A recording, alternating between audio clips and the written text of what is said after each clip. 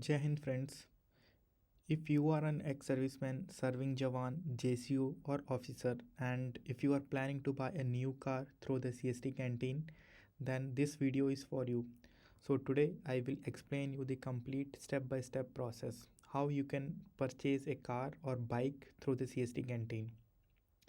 2025 और 26 रूल के हिसाब से जो आज का प्रोसेस है वो पूरा ऑनलाइन हो चुका है और ये EFT पोर्टल के थ्रू होता है, जिसको हम लोग CST पोर्टल भी बोलते हैं, CST कैंटीन पोर्टल भी बोलते हैं। ठीक है, तो चलो शुरू करते हैं। शुरू करने से पहले like there is some eligibility criteria. So क्या होता है कि जैसे हवलदार हो गए, सिपाही हो गए और जो अपने JCO होते हैं एंड जो OCR जो ऑफिसर्स होते हैं, तो क्या होता है कि इन सब का एक पे बैंड होता है। तो उसके हिसाब से हमें कितनी अमाउंट की गाड़ी, कितने पैसों की गाड़ी खरीद सकते हैं वो डिसाइडेड होता है। सो 3 ग्रुप हैं यहाँ पे अभी, तो हम वो देखते हैं पहले। तो ग्रुप के हिसाब से एंड पे लेवल के हिसाब से हम कितने पैसों तक की हम गाड़ी खरीद सकते हैं, तो ये उसके लिए है। तो जो पहला ग्रुप है वो है हवलदार एंड बिलो पे लेवल, एंड जिसका पे लेवल 3 से 5 होता है। ठीक है, उसके बाद आता है JCO एंड सूबेदार एंड इक्विवेलेंट, जिसका पे लेवल 6 से लेकर 9 के बीच में होता है। एंड ऑफिसर्स एंड अबव के लिए पे लेवल होता है हमारा 10 से 18 होता है। तो ये क्यों होता है मैं आगे चल के आपको समझाऊंगा कि जो हवलदार होते हैं वो 8 लाख तक की गाड़ी खरीद सकते हैं, एंड लाइक जो बेसिकली जो पे लेवल है 3 से लेके 5 तक, वो 8 लाख तक की गाड़ी खरीद सकते हैं। एंड जो JCOs होते हैं जिनका पे लेवल 6 से लेके 9 के बीच में है, जो भी वो लोग इक्विवेलेंट आई थिंक 12 लाख तक की गाड़ी खरीद सकते हैं। जो ऑफिसर्स होते हैं उनको मोर बेनिफिट्स मिलते हैं, तो वो कोई भी गाड़ी खरीद सकते हैं। तो ऐसा होता है, इसीलिए ये ग्रुप्स बनाए गए हैं फ़िलहाल। तो अभी मैंने आपको ये बताया था, तो एक बार लिमिट देख लेते हैं कि क्या लिमिट है ग्रुप के हिसाब से। ठीक है, तो हम बात करेंगे कार इंटाइलमेंट लिमिट के बारे में। तो जो पहली है, जो हमने बताया था पे लेवल 3 से लेके 5 तक, जिसमें अपने हवलदार, सिपाही और इक्विवेलेंट बिलो रैंक आ जाती है। तो इनका जो मैक्सिमम कार प्राइस है वो 8 लाख तक है। ठीक है, तो ये 8 लाख है। एंड फॉर EVs जो है वो 13 लाख तक की गाड़ी खरीद सकते हैं ये लोग। एंड वो लाइफ टाइम में 4 गाड़ी खरीद सकते हैं, एंड 2 गाड़ी के बीच में 8 साल का गैप होना चाहिए मिनिमम। ठीक है, एंड जो आपकी जो फर्स्ट गाड़ी है वो आपको 5 साल के सर्विस के बाद में ही मिलेगी। ठीक है, उसी तरह से अब हम सेकंड ग्रुप पे आते हैं, एंड जिसमें हमारे जो पे लेवल है 6 से लेकर 9 आ जाता है इसमें, जिसमें JCO, सूबेदार एंड इक्विवेलेंट रैंक आ जाती हैं। ठीक है, इसमें मैक्सिमम जो कार प्राइस है वो 10 लाख रखा है कैपिंग। एंड इसमें जो EV का जो कैपिंग है वो 15 लाख है। एंड लाइफ टाइम में आप 5 गाड़ियाँ ले सकते हैं, एंड मिनिमम गैप है वो सेम ही है तीनों ग्रुप के लिए, वो 8 साल का होना ही चाहिए। ठीक है, अब क्या है, ऑफिसर्स एंड इक्विवेलेंट जिनकी जो पे लेवल है 10 से लेके 18 है, तो उसमें मैक्सिमम कार प्राइस 20 लाख है। बट ये ऊपर ऊपर भी चला जाता है, उनको फ्लेक्सिबल बेनिफिट होता है, बेसिकली वो कोई भी गाड़ी खरीद सकते हैं। एंड EV लिमिट है वो 25 लाख है, एंड इसमें जो गैप है वो 8 साल का होना चाहिए स्टिल। ठीक है, कोई भी गाड़ी के बीच में। अब एक चीज़ और आती है, तो अभी न्यू GST के हिसाब से थोड़ा GST रेट्स कम हो गए हैं। ठीक है, तो पहली बात है कि आप CST के थ्रू गाड़ी क्यों परचेज़ कर रहे हैं, क्योंकि आपको कुछ बेनिफिट मिल रहा होगा। ठीक है, तो बेसिकली बेनिफिट हमें क्या मिलता है कि जो भी हमारे GST रेट्स हैं वो हमें उसमें पैसे हमें कम देने पड़ते हैं। ठीक है, जैसे 40% लग रहा होगा तो हमें 20% देने, 28% लग रहा होगा तो हमें 14% देना पड़ेगा, तो वही पैसा कम हो जाता है। ठीक है, तो इंडिया में क्या होता है कि जो टैक्सेशन है गाड़ियों का वो 2 तरीके से डिफ़ाइन होता है। एक है कि आपकी जो जो गाड़ी है वो सब 4 मीटर के अंदर में आती है, और दूसरा इंजन की पावर के हिसाब से। ठीक है, अगर अगर मैं बात करूं वो गाड़ियां जिसमें 18% GST लग रहा है, ठीक है, और तो क्या है कि जो OR हैं वो 8,76,000 तक की गाड़ी खरीद सकते हैं। एंड JCO की बात करें तो जो गाड़ियाँ जिसमें 18% GST लग रहा है तो उनको JCO 11,05,000 तक की गाड़ी खरीद सकते हैं। एंड कुछ गाड़ियाँ होती हैं जिनमें ज़्यादा टैक्स लगता है अप टू 40%। तो बड़ी गाड़ियाँ की बात कर रहे हैं यहाँ पे हम, तो उनमें OR की जो लिमिट है वो है 9,64,000 एंड जो JCO हैं वो 12,17,000 तक की गाड़ी ले सकते हैं, जिसमें जिन गाड़ियों में 40% GST लगता है। तो मान के चलो कि आपका 20% GST लगेगा, ठीक है, वो उतना पैसा कम हो जाता है। एंड इलेक्ट्रिक गाड़ियों की बात करें, इलेक्ट्रिक गाड़ियों पे 5% GST लगता है। तो OR जो लोग हैं, वो जो OR रैंक है जिनकी पे लेवल 3 से 5 है, और तो वो 13,52,000 तक की गाड़ी ले सकते हैं। और जो JCOs हैं जिनका और जिनका पे लेवल है 6 से लेकर 9 है, वो 15,60,000 तक की गाड़ी ले सकते हैं, इलेक्ट्रिक गाड़ी। अब हम कुछ इम्पॉर्टेंट रूल्स की बात कर लेते हैं एंड रिस्ट्रिक्शन जो कि आपको अपने दिमाग में रखनी है।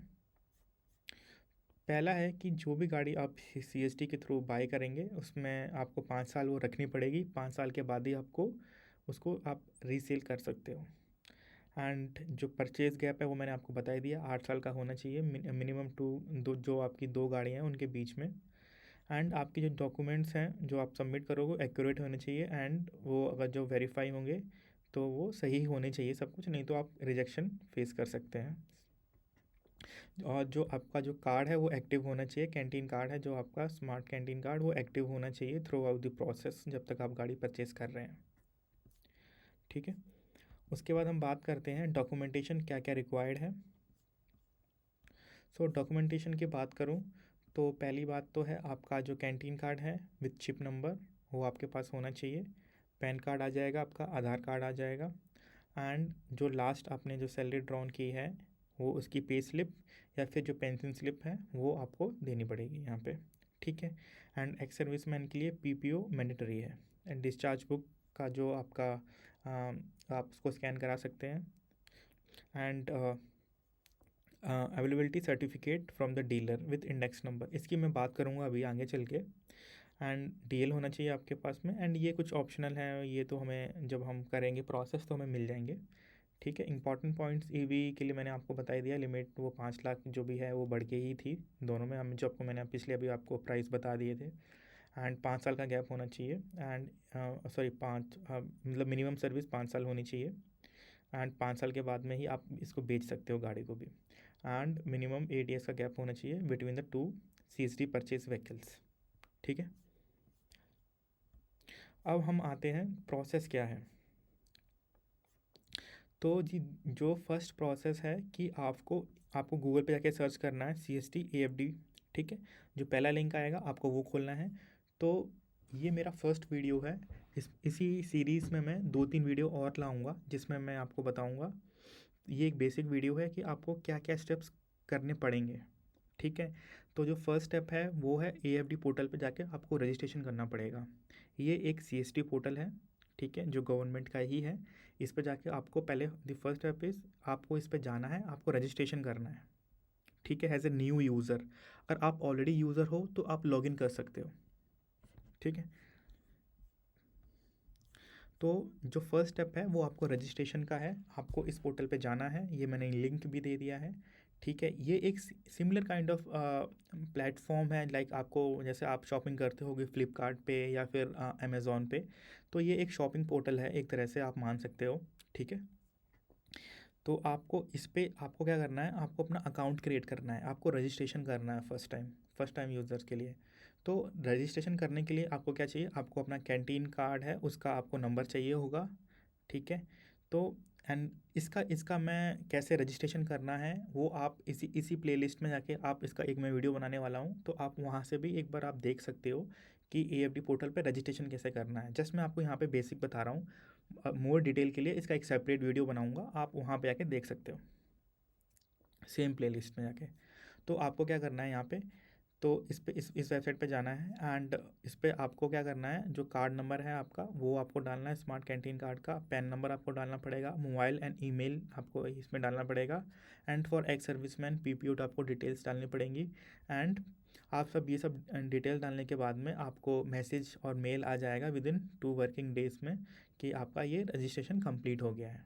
तो ये मेरा फर्स्ट स्टेप था कि आपको रजिस्ट्रेशन करना है एएफडी पोर्टल पे। ठीक है,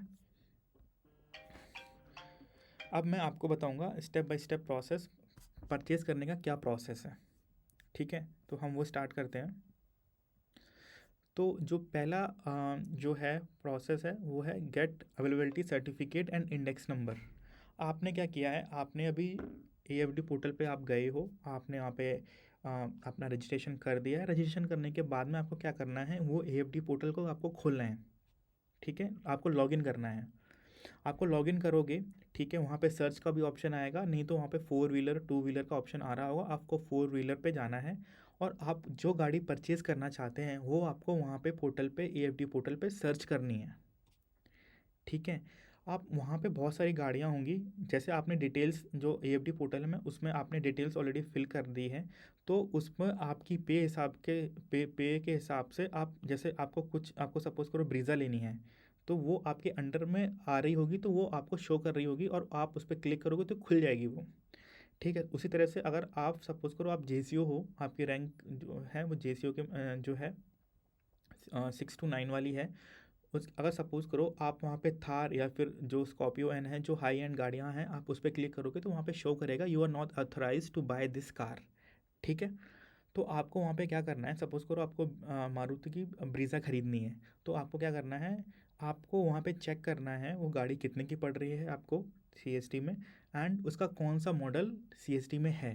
क्योंकि कुछ गाड़ियाँ हैं वही आपको सपोज़ करो पेट्रोल की है, डीजल की है, सीएनजी का है, और पेट्रोल में कौन सा मॉडल है वो उसमें। ठीक है, क्योंकि हर एक मॉडल के 10 टाइप के मॉडल्स आते हैं, तो आपको वो सब डिटेल्स आपको वहाँ से निकाल लेनी है।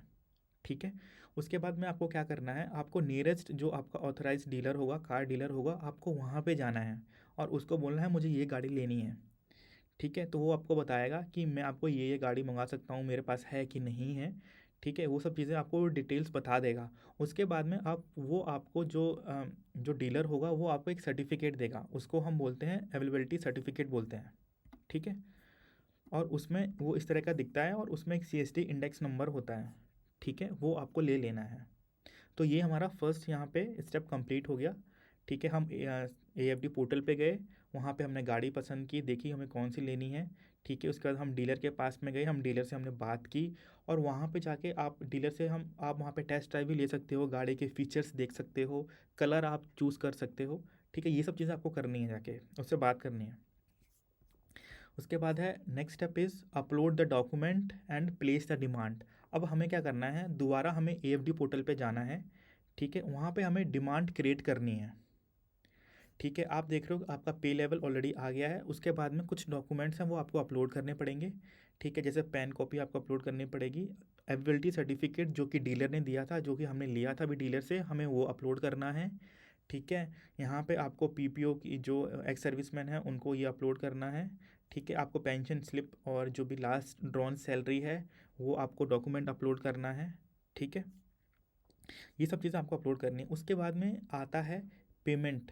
अगर आप पूरा पेमेंट एक बार में करना चाहते हैं या फिर आप लोन लेना चाहते हैं गाड़ी पे, तो वो चीज़ भी है इसके बाद में।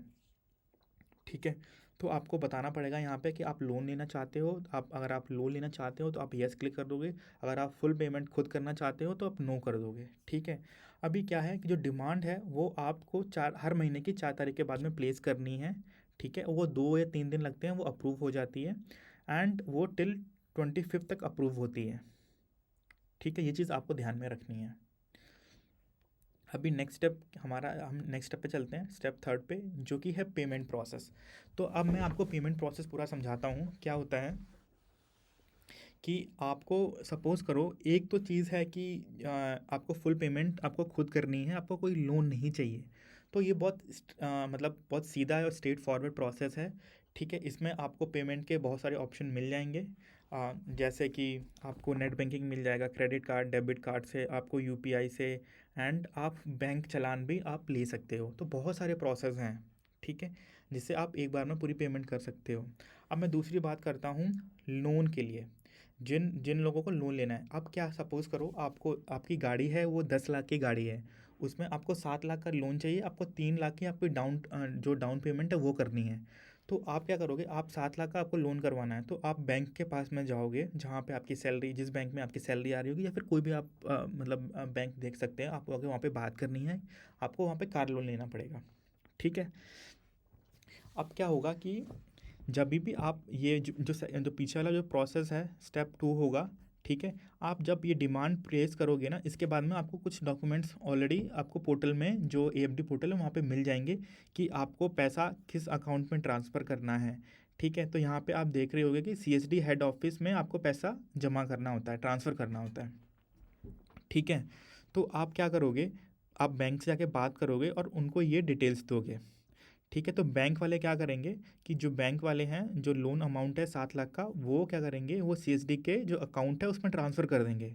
ट्रांसफ़र करने के बाद में आपको वो एक डिस्पर्स लोन अमाउंट लेटर दे देंगे, और आपको वहाँ से यूटीआर, आपको ट्रांजैक्शन कॉपी भी मिल जाएगी। तो ये सब चीज़ें आपको बैंक से मिल जाएगी जब आप पैसा आप ट्रांसफ़र कर दोगे सीएसडी हेड ऑफिस में, जो कि आपका लोन अमाउंट है, ठीक है। अब ये हो गया। अब उसके बाद में नेक्स्ट ऑप्शन आता है कि जो आपका जो सपोज़ करो आपने 7 लाख तो ट्रांसफ़र कर दिया, बचा हुआ अमाउंट है वो आप पोर्टल पे आके पेमेंट कर सकते हो, वहाँ पे आपको रिमेनिंग अमाउंट शो हो रहा होगा, वो आप नेट बैंकिंग के थ्रू या फिर डेबिट क्रेडिट कार्ड के थ्रू पेमेंट वो कर दोगे। और दूसरी बात ये आती है कि जो जो आपका लोन डिटेल्स हैं जो कि आपको बैंक से मिली हैं, वो आपको यहाँ पे ऑप्शन आ रहा होगा, ऐड लोन इन्फॉर्मेशन। इसमें आपके जाके आपको सबमिट करनी पड़ेंगी वो, जैसे यहाँ पे ये ऑप्शन आ रहा है ना, पेंडिंग पेमेंट आ रहा है, please submit loan disburse details using the ad. So यहाँ पे जाके आप वो पूरा कर सकते हो। यहाँ पे आपको पूरा व्यू देख सकते हो, यहाँ पे आप समरी शीट डाउनलोड करनी है आपको, जब आपका पूरा पेमेंट हो जाएगा, ठीक है। एंड यूजली 1 या 2 दिन लगते हैं हर एक प्रोसेस अप्रूव होने में, ठीक है। पेंडिंग, पहले स्टार्टिंग में पेंडिंग स्टेट में दिखाएगा, फिर आप अपलोड कर दोगे तो इन प्रोग्रेस हो जाएगा, और 1 या 2 दिन में वो अप्रूव्ड हो जाएगा, जितने भी स्टेप्स हैं ये सारे, ठीक है।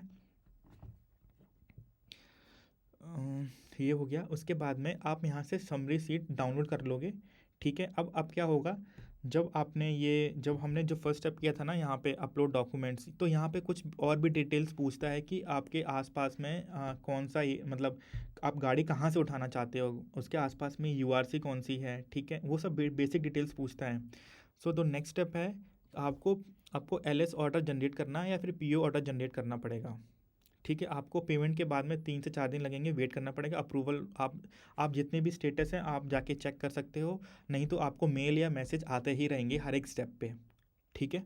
और उसके बाद में अब क्या होगा, जब आपने पेमेंट कर दी है, आप 3 या 4 दिन वेट करो, 3 दिन में, 2 या 3 दिन में हो जाता है, ठीक है। तो आपका अप्रूवल आ जाएगा, आपको मेल आ जाएगा, आपको मैसेज भी आ जाएगा। उसके बाद में क्या करना है, आपको सारे डॉक्यूमेंट्स को लेके जो आपने, जो यूआरसी, जो कैंटीन थी, जो यूनिट रन कैंटीन थी, जो कि आपने स्टार्टिंग में जो आपने सेलेक्ट की होगी, कौन से एरिया में आपने सेलेक्ट की थी, ठीक है, तो वो आपको उसी में जाना है, आपको ये सारे डॉक्यूमेंट लेके with original smart card, and जिसके नाम पे कार्ड है वो बंदा ही जाए, ठीक है। तो ये सारे डॉक्यूमेंट्स लेके, तो क्या होगा, वो जो कैंटीन वाले हैं, यूआरसी कैंटीन वाले हैं, वो आपके सारे डॉक्यूमेंट चेक करेंगे, ठीक है।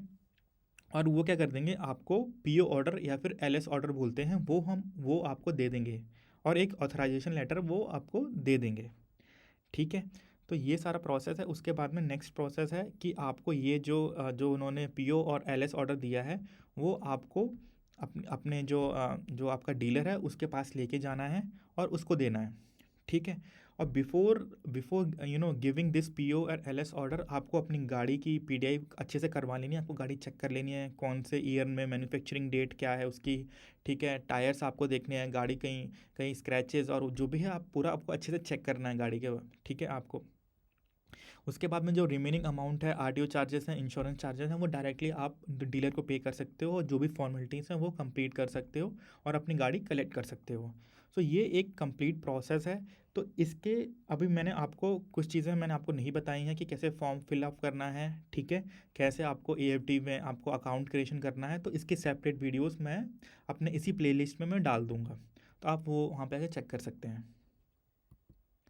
और थैंक यू फॉर अगर आपको ये वीडियो पसंद आया है तो please hit the like button and subscribe this channel for more information. और मैं गाड़ियों के प्राइस मैं रेगुलर डालते रहूँगा अभी, कि हर एक मंथ वाइज में हर एक ब्रांड की गाड़ियों का क्या क्या प्राइस चल रहे हैं।